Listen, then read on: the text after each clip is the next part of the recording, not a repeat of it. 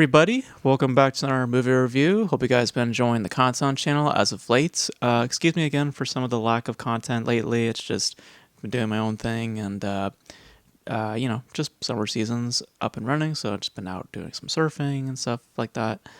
But I have gone to the movies. We'll be going to the movies actually twice this week. So today and tomorrow we'll be seeing a film. And my brother and I will be seeing both, so we'll be getting two reviews with both of us, so simultaneously, back to back. So we just got back from this, and I have my thoughts. So that film that we just got back from seeing is How to Train Your Dragon, which is written and directed by Dean DeBlos, I believe that's how you say his name. He is the writer and director of the original How to Train Your Dragon, as well as, I believe, the other two films that followed.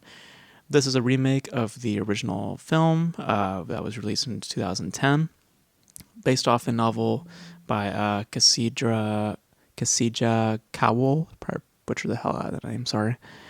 This is DreamWorks Animation, specifically, first live-action piece, so their first step into the live-action realm, probably, depending on the financial results of this film, probably then opening of doors to other features that could get live action treatments in the future.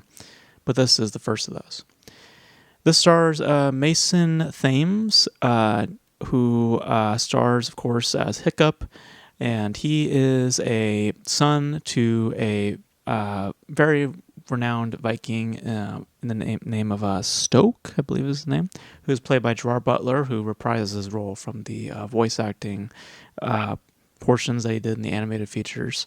And he is quite a bit of an outcast. He doesn't have a place of belonging. He doesn't really have a thirst to kill dragons, which lurk his island.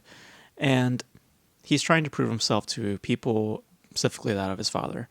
And one day he encounters a dragon, a very rare dragon especially. And the two start to form a bond. He eventually names this dragon Toothless. And through this bond, they learn a little bit more about each other and learning more about the value of companionship and forging a specific identity that may actually go against the society that he resides in. So, also rounding out the cast is Nick Frost, as well as a couple of new players here and there. John Powell, who also worked on the original trilogy, is also back to do the score. So a lot of notable aspects from those original films carry over here.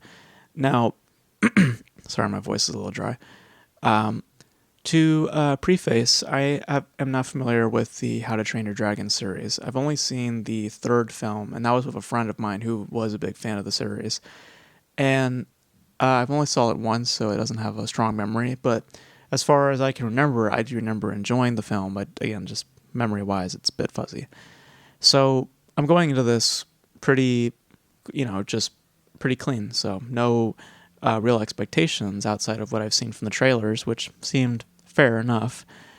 And I could extend that to the film itself in terms of that sentiment, in terms of just fairness. There is a center to the film that I can feel. There's an emotional center to it where I can sense resonance and I can at points feel it. And I think that really that is the strongest suit to the film, is that of its heart. It kind of, in some ways, and it's maybe because of just the aesthetic of having dragons, it kind of reminds me of a film like Pete's Dragon, for instance, where there is this specific bond taking place, and the whole outcast sort of narrative that takes shape also kind of echoes that of something like Pete's Dragon.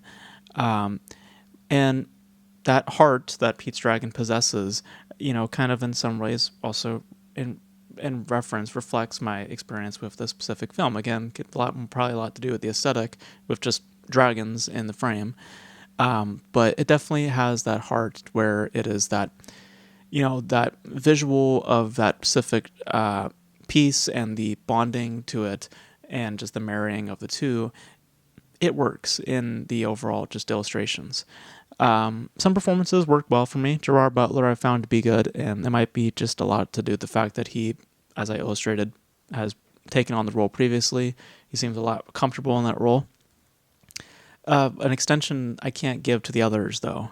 With the main leads, for example, which by the way, I don't know if anyone knows this. I don't know if anyone cares to know, but the actors are very starkly different in age. The main actor, Mason, is apparently, by the time that they filmed this, was 16. The counterpart, Nico Parker, she was about 18 or 19 when they filmed this. Just wanted to put that out there. Um, but but I felt those performances were also a bit shaky. Nico, I felt was a little bit better, but Mason, I felt was the kind of pushing that quality that you find in animation, which is that energetic type of motif. But I feel as though it kind of works against itself, works against his performance. And to talk in a more general sense about the film, there's a very weird sense of pace that this film possesses, because at some points, or largely when it starts out, it operates in a very fast manner, just kind of really, really getting through things in a very fast manner. And then at some point, it really grinds to a halt. And what takes place for a good, I would say, like 20 to 30 minutes is this like climactic battle sequence, which has like a bunch of dragons and stuff like that. And it would feel more earnest if we had actually have gotten proper developments and understood these characters more rudimentary outside of just what the script is literally telling us about these characters. But it just creates something, again, so similar to some of these performances, to where I feel that in choice, it just works against itself and it doesn't actually create more involvement outside of what it's literally in the craftsmanship of how it is made. That emotional center is kept there intact because of what's being done within the filmmaking. But in the general techniques, the general edits, there's an inconsistent value that's taking shape and not more of a line of consistency. So it has its issues, but I think that fundamentally, just talking by overall feeling coming out of it, I found myself in a fair place. It's not without some merits. Like I said, it does have that spirit that is at some points charming and a lot of times just sincere. I can feel myself kind of welling up, because of just how it is playing out specific beats. Some performances work for me, some don't, but it is a piece. It is ultimately that of cherry picking, but it definitely, in the vein of what I find in the positives, it does find its ways to outweigh those negative points for me. So it's an okay film, all things considered. But I wouldn't say it's one that is just, just really, really brings it home. It's something of just mediocrity, and ultimately that's where I feel it's going to sit for me. So yeah, so those are my thoughts on How to Train Your Dragon. I thought it was okay. Just really, really okay. And that's really all I got to say about it. So those are my thoughts on How to Train Your Dragon. As I said up front, I went to see this with my brother. So he's actually seen the film, so he has a very different take from me. So we'll now let him talk about this film, and we'll see how he feels about it right now. How to Train Your Dragon. Sorry,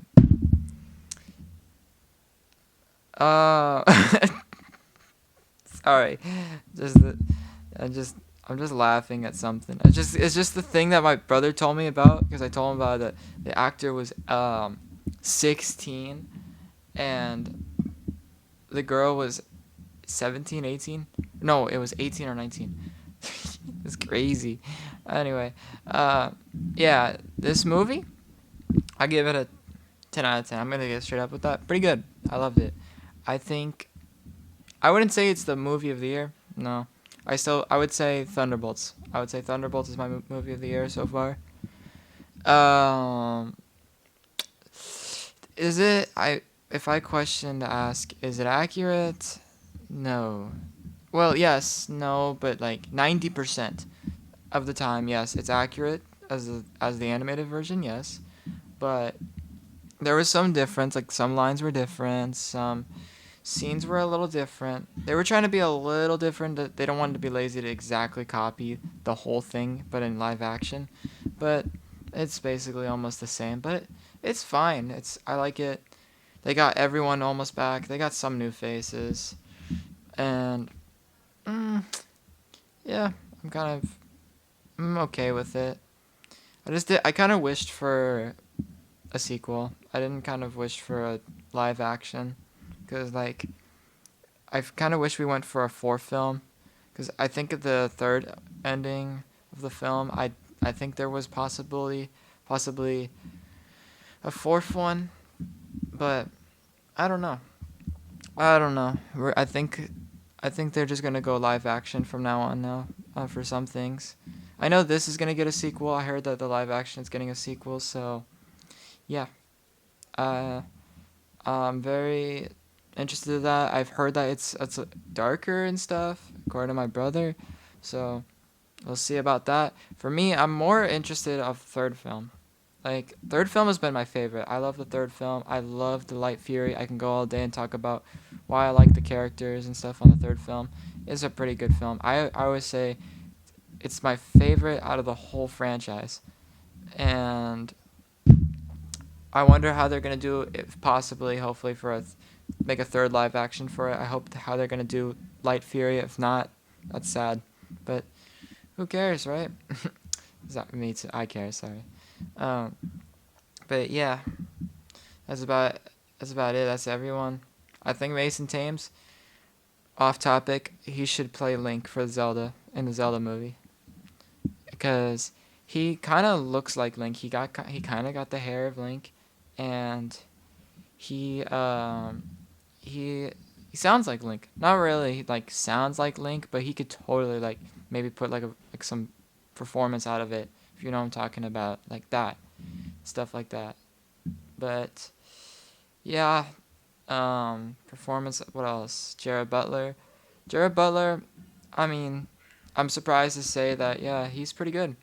He's still good, even after like I don't know how long it's been, like 2010, since he played the same role he was playing. He gets to voice the character before, like, and now he gets to actually play the character. Which, guess what? He sounds really good. Still good. He can do both really well, and yeah, really good choice for whoever decided for him to come back. Pretty good. So yeah, that's about it. I don't really have a lot to say, because this film is basically just, an adaptation of the first one, just to remake live action, blah blah blah. And yep, I will see you guys next movies. I'm gonna do Elio. We're gonna watch Elio tomorrow, me and my brother. And what else? Is there other movies? Maybe there is. Thinking. Um. No. I mean, well, no, I don't know. I don't know right now. Like, I was just thinking about How to Train Your Dragon a lot. Sorry, but that's really about it right now. But I'll see you guys in more movies in the future. I'll talk about it, and yep. Hope you all have a good day, and catch you guys later. Bye. Alrighty, well, those were our thoughts on How to Train Your Dragon. Hope you guys enjoyed it, and let us know your thoughts on How to Train Your Dragon if you guys have seen it. Financially, it seems to be going off to a good start. We'll see how things play out next week with Elio and, of course, Megan, other films coming out. So we'll see how it ends up there. But let us know your thoughts, how it compares to the original film, what are your expectations for the sequel, if in fact they move forward. It seems as though they're actually going to move forward with it. Let us know all your thoughts in the comment section below. And that's going to be it for this video, guys. Thank you guys for tuning in. And until then, we literally will catch you guys in the next video. Bye, guys. Bye. Bye.